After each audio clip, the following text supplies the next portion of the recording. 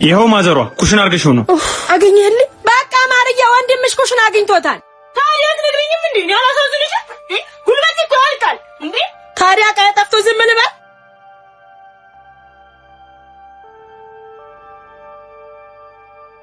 ቆይ ግን አንተ ተፈ ቁርስ ምሳ እራት ለማምጣት ነው ካልጋ የምትወርደው?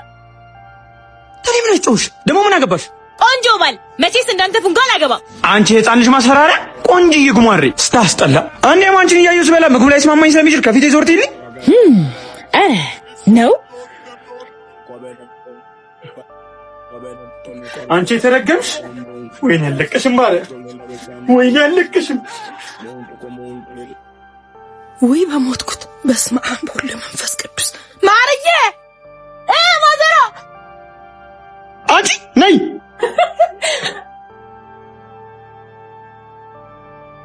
ማዘሯ ምን ሆንሽ?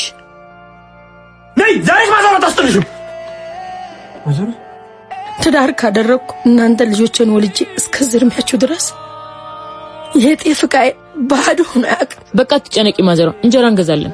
እቺ ደግሞ ማዘሯ እኔ ጋር ብር አለ፣ ቆይ ልዘዝ። አይድሊ የልጅ እጅ ላይ ልውደቅ። አረ ማዘሯ እንደዚህ አይባልም። ልጆችሽ አይደለን እንዴ? ያው ታዘዋል። ደግሞ ድጋሚ እንደዚህ እንዳትዪ፣ እናቴ ነሽ፣ ግዴታዬ ነው።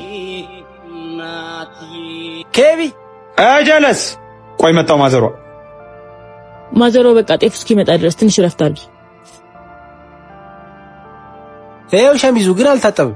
ምን ሆነ ነው? በእናትህ ቀጠሮ አለኝ እያልኩ እና አሁን ባሁን ነግረኝ ምን ላድርግ? ኬቢሻ በቃ ፒስ ይመችሽ።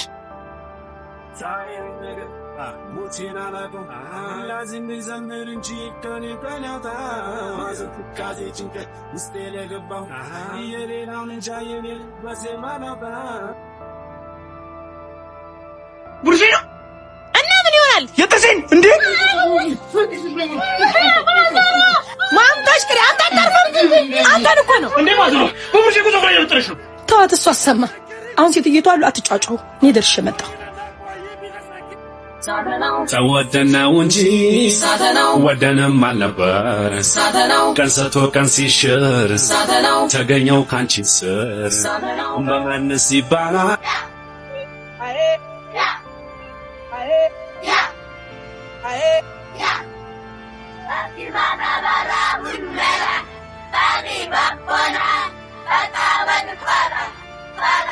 ኬቢ ምን ተለክ?